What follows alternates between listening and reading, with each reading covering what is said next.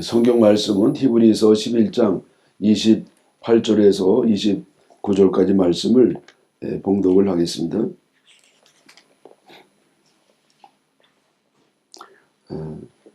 히브리서 11장 28절에서 29절이요. 믿음으로 유월절과 피 뿌리는 예식을 정하였으니 이는 장자를 멸하는 자로 그들을 건드리지 않게 하려 한 것이며 믿음으로 그들은 홍해를 육지같이 건넜으나 애굽 사람들은 이것을 시험하다가 빠져 죽었으며. 아멘입니다. 오늘은 모세의 위대함과 실수라고 하는 제목으로 말씀을 드리도록 하겠습니다. 모세는 성경에 나오는 모든 신앙의 전적 가운데 가장 위대한 인물이었습니다. 우선 이 첫째로 이 모세는요, 영적으로 최고의 예언자였습니다. 신명기 34장 10절에 그 후에는 이스라엘에 모세와 같은 선지자가 일어나지 못하였나니 모세는 여호와께서 대면하여 아시던 자라고 말씀하고 있습니다. 그 후에는 모세가 죽은 후에 또 이스라엘의 모세와 같은 선지자가 일어나지 못하였나니 그 이스라엘에서 모세 같은 선지자가 없으니까 최고의 선지자가 모세라는 말씀이고요. 그 이유도 나오는데 그것은 모세는 여호와께서 대면하여 아시던 자라. 모세는 하나님이 직접 이렇게 뵙고 말씀을 주시고 했던 선지자입니다. 다른 예언자들은 모두 다 하나님 대면하지 못하고 말씀만 듣고 그 말씀을 전했던 예언자인데 비해서 이 모세는 하나님이 직접 뵙고 하나님께 말씀을 받아가지고 이 말씀을 전해준, 참으로 이거는 뭐 이스라엘뿐만 아니라 인류 역사상 좀 전무후무한 그런 은혜를 받은 선지자가 모세였습니다. 또 이 모세는요, 율법을 만든 그런 선지자였습니다. 율법은 하나님의 법이죠. 이스라엘 백성들은 뭐 하나님처럼 섬기는 그런 법이었는데 이 법을 모세가 제정을 한 겁니다. 물론 법을 만든 분은 하나님이십니다. 모세는 그것을 기록하고 반포를 했습니다마는 그것에 쓰임을 받았다는 것만 해도 너무나 영광스러운 최고의 예언자가 되는 겁니다. 율법은 두 부분으로 되어 있습니다. 하나는 계명이고요. 또 하나는 제사법입니다. 이 계명은 하나님의 백성들이 이 땅에 살아가는 동안에 반드시 지켜야 하는 도덕법이고요. 이 제사법은 그야말로 제사를 드리는 방식인데 그냥 제사가 아니고 사람들이 죄를 졌을 때 그 죄를 졌을 때 면제받는 방식의 제사였습니다. 그래서 그 제물이 아주 중요한 것인데 그 제물이 이제 죄진 사람을 대신해서 피를 흘려 죽습니다. 그러면 그걸 믿는 자가 다 이제는 죄가 사해지는 그런 구원 방법이 되는 겁니다. 그래서 그 제사 때 흔히 쓰여진 그 짐승이 뭐냐면은 양입니다. 그래서 이 세례 요한은요, 예수님이 지나가실 때 보라 세상 죄를 지고 가는 어린 양이로다 그러면서 예수님이 희생 제물이 됨을 선포를 한 겁니다. 그래서 모세는요, 바로 예수님을 통해서 구원받는 구원의 도리를 가장 많이 가장 뚜렷하게 사람들에게 전해준 선지자였습니다. 유월절도 이 구원받는 절기의 상징이고요. 또 이 출애굽 사건도 바로 하나님의 구원의 역사가 되겠습니다. 그래서 모세는요, 이렇게 말로 또 법으로 또 시청각적으로 또 역사로 절기로 이렇게 아주 다양하게 여러 가지 방법을 통해서 그리스도의 보혈을 통해서 구원받는 아주 정말 대표적인 선지자가 되는 겁니다. 우리는 모세 하면은요, 출애굽 사건, 정치적인 리더십만 생각하는데 사실은 이런 대예언자라고 하는 이것이 우선적이라는 것을 다 기억해야 할 겁니다. 두 번째, 이 모세는요, 애굽에서 430년 동안 노예 생활하던 이스라엘 백성들을 해방시킨 그런 위대한 정치 지도자였습니다. 또 세 번째, 이 모세는요, 하나님의 능력을 누구보다도 더 많이 더 크게 보여준 능력자였습니다. 물론 이 하나님의 능력이었죠. 그러나 아까도 말씀드린 것처럼 주님의 쓰임을 받는 자체가 얼마나 위대한 일이 되겠습니까? 모세가 능력을 행할 때 늘 손에 갖고 있었던 게 있습니다. 그것은 지팡이였습니다. 이 모세가 원래는 목자 생활할 때 쓰던 그런 지팡이인데 하나님은 그것을 하나님이 쓰시는 능력의 지팡이로 만드신 겁니다. 저는요, 이 터키 토카피 궁전 그 박물관에 가서 이 모세 지팡이를 본 적이 있습니다. 근데 좀 실망을 했습니다. 왜냐하면은 이 지팡이 너무 제 기대에 비해서는요, 너무 이렇게 좀 미약했습니다. 이 지팡이를 저는 뭐라고 상상했냐면은 적어도 이 홍해를 가르는 지팡이는 그 산신령 지팡이처럼 아주 멋있는 그리고 웅장한 그런 지팡이로 기대했는데 가서 보니까요 그게 아니고 그냥 어렸을 때 우리 아버님한테 맞았으면 회초리 같은 그런 그 정도의 지팡이에요. 그래서 이게 뭐야 이렇게 실망을 했는데 좀 지나고 나보니까 아이고 이게 다행이구나. 왜? 왜냐하면 지팡이는요 지팡이일 뿐입니다. 지팡이 자체의 능력이 있는 게 아닙니다. 하나님이 그냥 평범한 막대기를 그냥 위대하게 능력 있게 사용을 하신 것뿐입니다. 그래서 만약에 이 모세 지팡이가요 정말 멋지는 산신령 지팡이였다면 그 벌써 우상이 됐을 겁니다. 그러나 하나님은요 그 보잘것없는 지팡이를 들어서 능력 있게 위대하게 사용하신 줄 믿습니다. 하나님께서 모세를 통해서 일으킨 그 능력 가운데 최고의 능력은 홍해를 가른 사건이었습니다. 그 바로왕이 10가지 재앙, 그 장자, 자기 왕자 가운데 왕이 서유리가 죽으니까요. 그냥 정신이 번쩍 나서 해방을 시켜줍니다. 그래서 이스라엘 백성들이 이제 막 이제 가나안 땅으로 가는 겁니다. 그런데 이 바로왕은요, 금방 후회가 된 겁니다. 또 괜히 놔줬다고. 그리고 대군을 거느리고 이제 이스라엘을 잡아가지고 도로 데려오려고 이제 막 추적을 하고 있습니다. 이스라엘 백성들은요 한편 어디 있느냐 홍해 앞에 다다라 있어요. 그래 거기서 아주 심각한 난관에 봉착합니다. 그 난관이 뭐냐면요 홍해를 건널 수가 없어요. 거기 다리가 있을 턱이 없죠. 그리고 바다에 무슨 다리입니까 그 당시에. 그리고 배도 없죠. 헤엄쳐 갈 수도 없죠. 사람이 뭐 300만 이상 됐는데 어떻게 그 사람들이 바다를 건너. 근데 엎친 데 덮친 격으로 이제는 들리는 소식이 뭐냐면은 이 애국 군대가 다시 이제 자기를 잡으려고 쫓아온다는 거. 큰일 났습니다. 그래서 백성들이 뭐 아주 난리가 났습니다. 아우성 치고. 애굽에는 매장지가 없어가지고 여기서 죽이려고 우리를 데려왔느냐 뭐 별소리를 다 하면서 모세에게 불평하고 하나님께 원망을 하는 겁니다. 이때 모세는요 백성들에게 말씀했어요. 너희는 가만히 있어. 두려워하지 말라. 하나님 우리를 싸우실 터이니까 너희는 가만히 주님의 역사를 보라. 하나님의 명령에 따라서 모세가 이제 그렇게 말하고 모세는 그 지팡이를 들고 그 바다를 향해서 손을 내밀면서 하나님 앞에 기도를 하고 있는 거예요. 우리 민족을 살려주십시오.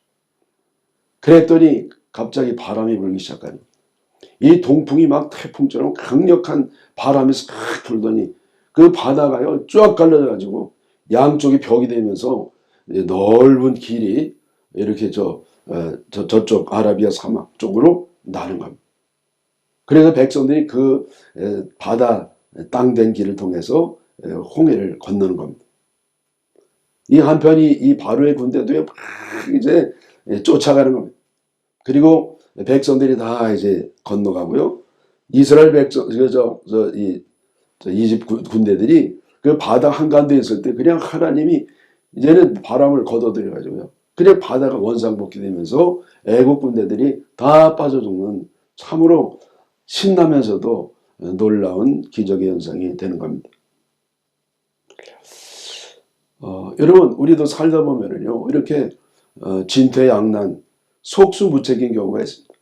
앞으로 갈 수도 없고 뒤로 갈 수도 없어요. 앞에는 홍해가 가로막혀 있고 뒤에는 애국 군대가 쳐들어옵니다. 그리고 속수무책, 대책이 없는 겁니다. 방법이 없는 거예요. 우리도 이제 그렇게 그런 일을 당할 때가 있습니다. 이제 꼼짝없이 죽었구나. 나는 이제 망했어. 방법이 없어. 근데 우리에게는 남아있는 방법이 있는데 그것이 하나님입니다. 하나님은 능력의 하나님입니다. 이스라엘 백성들에게 홍해를 갈라서 건너게 하신 하나님이 우리가 믿는 하나님입니다. 그 동일한 하나님이 오늘날 나에게도 동일한 방식으로 역사해 주시는 겁니다. 도저히 방법이 없을 때, 진퇴양난 속수무책일 때 하나님께 기도하면 하나님이요 우리가 알지 못하는 신비한 방법으로 우리를 구원해 주실 줄 믿습니다. 저는 이제 가는 교회마다 건물을 하나님의 집을 줬습니다. 지난번 여기 온누리 말고 그 전에 저 익산의 영생교회를 짓 때도 부도가 났었어요. 이 양반이 조금 회사는 작았지만은 믿음으로 짓는다고 그래서 믿고 맡겼더니 부도를 낸 겁니다. 그래서 그 이후에는 믿음으로 짓는다는 사람 안 믿기로 했습니다. 이 양반이 부도로 나오고 도망가 버렸어요. 그랬더니 이때 누가 쫓아오느냐. 그냥 하청업자들이 한 20명이 되는데요. 이분들이 막 돈 내놓으라고 막 애국군대처럼 쫓아오는 겁니다. 우리 교회는 이제 골조 완성되고 이미 이사 왔어요. 근데 건축은 안 나가는 겁니다. 홍해가 가로막혀 있는 것처럼 건축은 더 이상 진행되지 않냐고 애국군대 같은 그 빚쟁이들이 죽인다고 그리고 쫓아오는 겁니다. 큰일 났어요. 그때 방법이 있나요? 하나님께 제가 그 골조만한 거기다가 이제 거적대기하고 담요를 깔고 거기서 큰 기도만 했습니다. 그랬더니 하나님이 아이디어를 주시는 거예요. 돈도 없고 뭐 방법이 없어요. 그래서 그 하청업자를 모아두고서 이제 하나님 부도난 거 아니다. 이 돈 꼭 갚겠다. 다만 지금은 안 된다. 한 2년 이상 좀 여유를 달라. 그랬더니 이 양반들이 다 어음을 새로 이제 옛날 건 저기 다 무효로 하고 새로 끊어줬습니다. 그러니까 그동안에 제가 교인들에게 얘기했죠. 이거 다 겁내지 말고 두려워하지 말고 하나님 뜻으로 줬으니까 하나님이 해결하실 거라고. 다만 우리는 열심히 전도합시다. 전도해서 교인이 많아지면 헌금이 많아지고 그러면서 교회 이 문제가 해결이 될 거라고. 그랬더니 교인들이 열심히 전도했습니다. 근데 전도 열심히 했는데 데려오는 사람은 별로 없어요.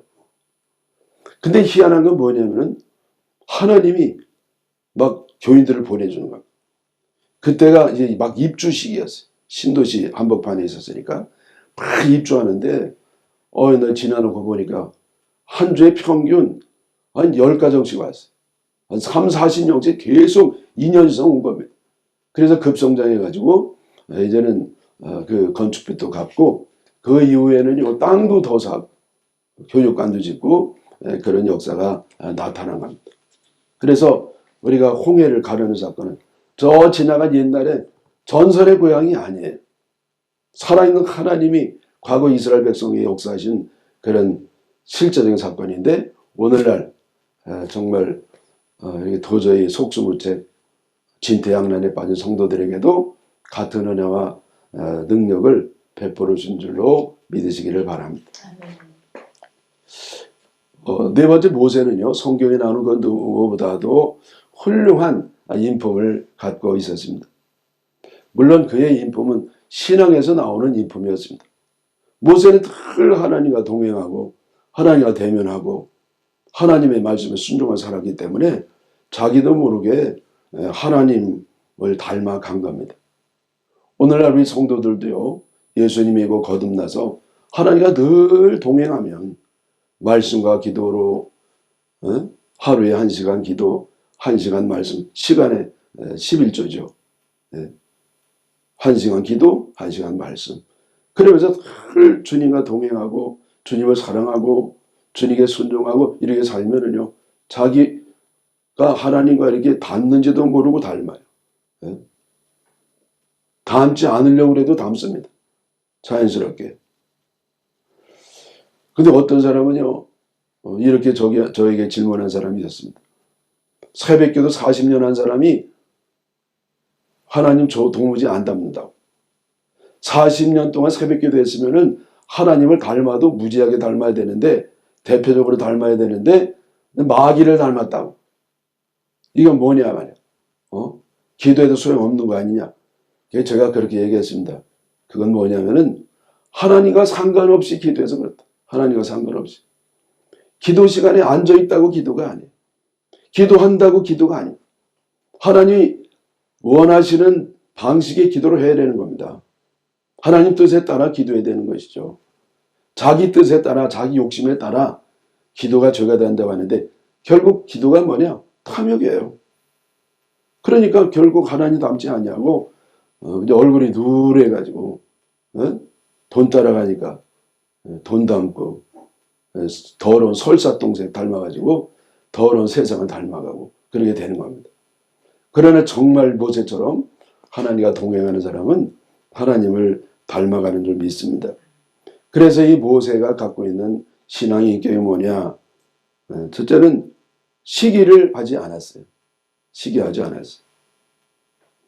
모세가 70인 장로를 택해가지고 그들과 함께 그 이스라엘 백성들을 잘 리드해 나갔는데요.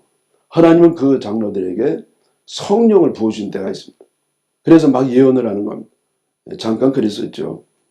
근데 이번에는 장로들이 아니고 또 이 평범한 사람들 가운데 성령 받고 예언한 사람들이 있었는데 엘닷과 메닷이라고 하는 사람들이었어요. 그래서 여호수아가 그거 보고받고요. 모세에게 보고하는 겁니다. 이렇게 장로도 아니고 아무것도 아닌 사람들이 예언을 하는 사람들이 있는데 이거 좀 말려주십시오. 건의를 했습니다. 그랬더니 모세가요 이렇게 말합니다. 민수기 11장 29절에 모세가 그에게 이르되 여호수아에게요 내가 나를 두고 시기하느냐 여호와께서 그의 영을 그의 모든 백성에게 주사 다 선지자가 되게 하시기를 원하노라. 이게 이제 모세의 답변이었습니다. 내가 뭐 이것 때문에 시기하는 거냐? 시기할 거 없다.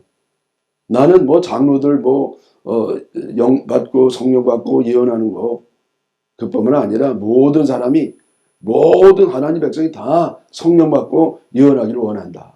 예. 여러분 이것이 시기심이 없는 그런 모세의 인격이었습니다. 이 시기심을 이기는 건 너무 어렵습니다.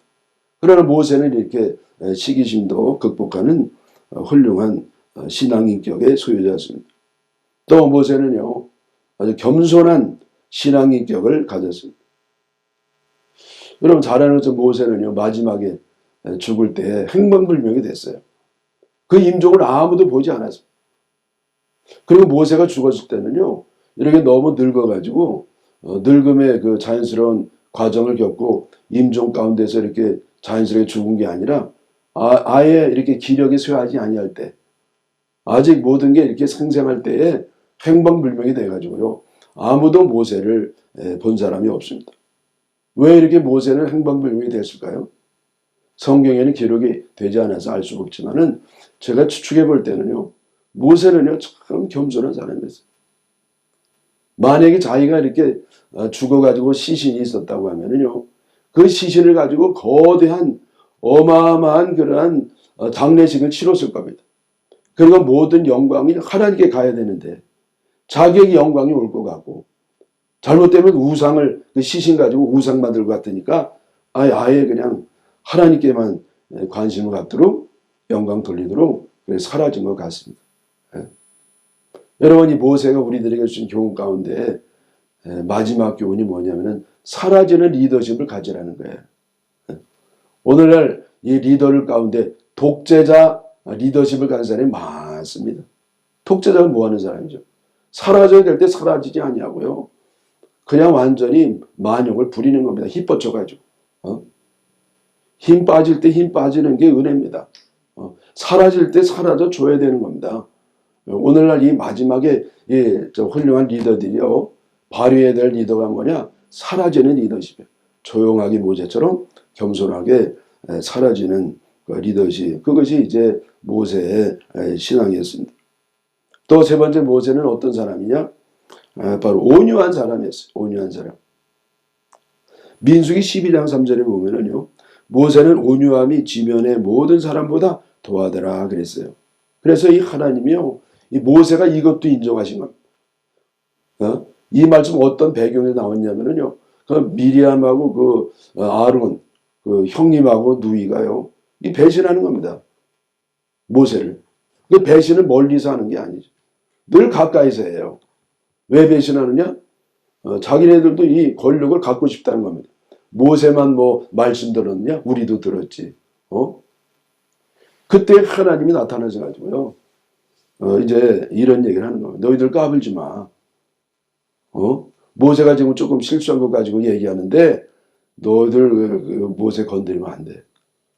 모세는 아주 세계에서 제일 온유한 사람이에요. 근데 여러분 이 모세가 온유하다는 게 동의가 되십니까? 제가 볼 때는 모세는요 온유하고 좀 먼 것 같습니다.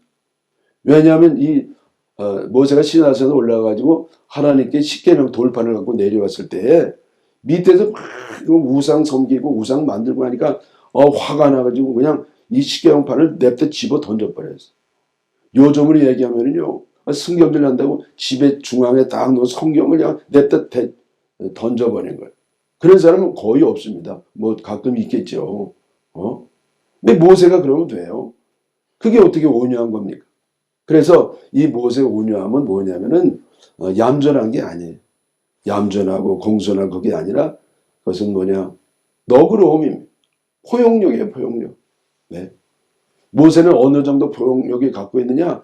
툭 하면 자기를 불평하고 후회하고 돌멩이를 들어가지고 모세를 죽이려고 하는 그런 백성들을 모세는요 정말 사랑했어요. 하나님이 이번 쓸어버린다고 몇 번이나 그러셨거든요. 근데 모세가 절대 안 됩니다. 하나님. 이 사람들을 그렇게 완전히 심판하실 바에는 차라리 제 생명록에 제 이름을 빼주세요. 그럴 정도로 모세는 진심으로 자기를 이렇게 죽이려고 하는 백성들을 사랑했던 온유함이 있는 겁니다. 또 여러분 그래서 하나님 미리암에게 문둥병을 내리게 해가지고 살이 절반이나 썩어가는 그런 병에 걸렸는데 모세가 이렇게 해요. 민수기 12장 13절에 모세가 여호와께 부르짖어 이르되 하나님의 원하건대 그를 거쳐 주옵소서. 미리암이 이렇게 썩어가면은 그 배신했는데 아이고 속으로 고소하다고 웃음이 나올 거 아니에요. 근데 모세는 그렇게 하지 않았어요. 하나님의 간절히 부르짖어서 부르짖어가 일부러 써 있는 겁니다. 정말 간절히 미리암 고쳐달라고 그래서 미리암이 고침을 받는 겁니다. 그래서 모세가요 이 모든 면에 가장 성령 가운데 위대한 인물이 되었는데 그런데 모세도 인간이기 때문에 실수를 좀 합니다. 그 대표적인 사건이 뭐냐? 가데스 바네아 르비딤에서 반석을 친 그런 사건입니다. 자, 이 가데스 바네아는요 이스라엘 백성들이 나온 지 얼마 안 돼가지고 도착을 했다가 다시 이제 40년 가까이 지금 38년 좀 됐는데 다시 간 겁니다. 거기 왔는데 이제 물이 또 없는 겁니다. 근데 백성들이 더 난리가 난 겁니다. 물 없다고. 아이고. 그때 이 모세가요. 그냥 너 내가 물 주랴 말이야. 이러면서 그 지팡이를 가지고요. 반석을 탁 두 번 쳤더니 물이 콸콸 쏟아나가지고 반석에서 샘이 나와가지고 백성들이 다 마시는 겁니다. 근데 여러분 이 사건 때문에 결국 모세가 가나안에 못 들어갑니다. 민수기 20장 12절에요. 여호와께서 모세와 아론에게 이르시되 너희가 나를 믿지 아니하고 이스라엘 자손의 목전에서 내 거룩함을 나타내지 아니한 거로 너희는 이 회중을 내가 그들에게 준 땅으로 인도하여 드리지 못하리라. 네. 여러분 모세가 오매불망 애굽의 왕자까지 포기하고 들어가고 싶었던 것이 가나안이었거든요. 근데 안 된다는 거예요. 그 이유가 뭡니까? 이게 두 가지인데요. 하나는 나를 믿지 아니하고 하나님 믿지 아니했다는 겁니다. 왜냐하면 우리가 물 주랴? 물 주는 하나님이 주는 거거든요. 근데 하나님을 드러내지 아니하고 자기가 주는 것처럼 자기가 물 주는 그 능력자 하나님처럼 이렇게 했다는 것이고, 두 번째는 거룩함을 드러내지 않았죠. 그럼 뭘 드러냈느냐? 혈기를 드러낸 겁니다.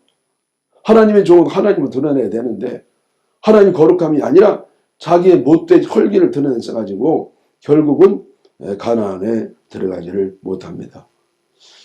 여러분이 중요한 거는요, 할 걸 하는 것보다 안 할 걸 안 하는 게 더 중요합니다.